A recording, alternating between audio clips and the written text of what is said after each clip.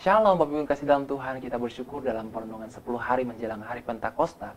Hari kita akan belajar bersama-sama dari salah satu aspek buah roh yang dituliskan dalam Galatia pasal yang kelima, ayat yang ke-22 sampai ayat yang ke-23, yaitu damai sejahtera. Kalau kita melihat situasi dunia pada saat ini, seringkali tidak menentu, bahkan seringkali mengkhawatirkan. Kalau kita melihat di media sosial kita, seringkali kita menemukan, seringkali kita disuguhkan, seringkali kita membaca ada banyak konflik di tengah-tengah dunia ini. Ada banyak kejahatan, ada banyak krisis, ada banyak sakit penyakit yang dialami oleh banyak orang. Sekalipun mungkin saat ini kita tidak mengalaminya, tetapi seringkali membuat kita khawatir, gelisah akan kehidupan di dunia ini. Atau bagaimana dengan kondisi saat ini Bapak Ibu? Mungkin sedang mengalami hal tersebut, sedang mengalami kesedihan, sedang mengalami krisis, sedang mengalami penderitaan, kesakitan, atau sedang mengalami duka cita yang begitu mendalam. Di dalam keadaan-keadaan seperti ini, di dalam rasa-rasa khawatir yang seperti ini, apa yang kita butuhkan? Kita membutuhkan damai sejahtera daripada Allah. Bapak Ibu Saudara kasih dalam Tuhan, kalau kita melihat dunia ini, ada banyak hal yang ditawarkan untuk kita beroleh kebahagiaan, untuk kita beroleh kesenangan, untuk kita beroleh ketenangan. Tetapi seringkali hal-hal itu sangat bergantung dengan situasi. Atau bahkan ada banyak kesenangan-kesenangan yang akhirnya membuat kita jatuh ke dalam dosa.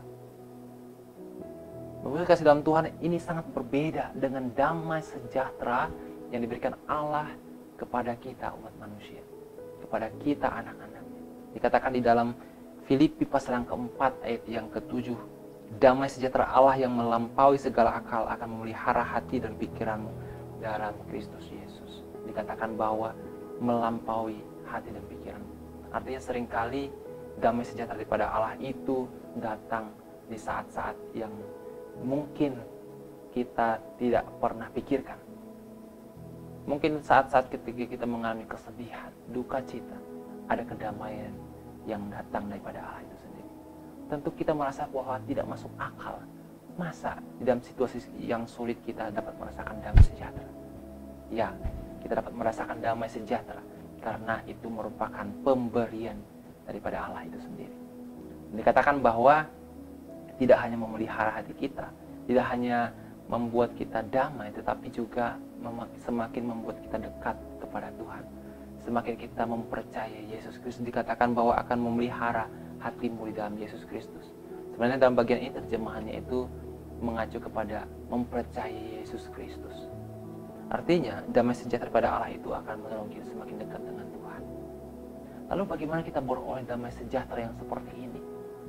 Kalau kita membaca di ayat sebelumnya dikatakan, janganlah hendaknya kamu khawatir tentang apapun juga, tetapi nyatakanlah dalam segala hal keinginanmu kepada Allah dalam doa dan permohonan dengan ucapan syukur.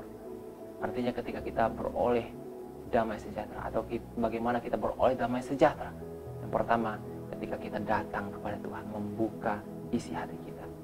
Maka Allah yang mengerti, Allah yang memahami situasi hidup kita, akan memberikan damai sejahtera tepat pada waktunya, sesuai dengan kebutuhan yang kita alami saat itu. Mungkin di situasi yang lain kita ingin mencari damai sejahtera itu, mungkin kita tidak akan mendapatkannya, karena itu merupakan pemberian daripada Allah yang diberikan dalam situasi yang tepat, sesuai dengan waktunya, sesuai dengan apa yang kita butuhkan. Dikatakan juga di sana, selain daripada doa yang menolong kita beroleh damai sejahtera, ada juga ucapan syukur yang menolong kita tidak hanya berfokus kepada masalah yang kita alami, tetapi juga membuat kita melihat tentang kebaikan-kebaikan Tuhan, membuat kita menyadari kebaikan-kebaikan Tuhan. Dan ucapan syukur itu menolong kita untuk hal-hal tersebut. Ketika kita mengerti, ketika kita melihat kebaikan-kebaikan Tuhan itu, maka apa yang kita alami terasa lebih kecil karena kasih Allah yang begitu besar di dalam kehidupan kita. Dan inilah cara kita beroleh damai sejahtera daripada Allah itu, yaitu di dalam doa dan ucapan syukur kepada Allah. Kiranya perenungan hari ini dapat menolong kita mempersiapkan diri untuk menyambut hari Pentakosta. Tuhan Yesus memberkati.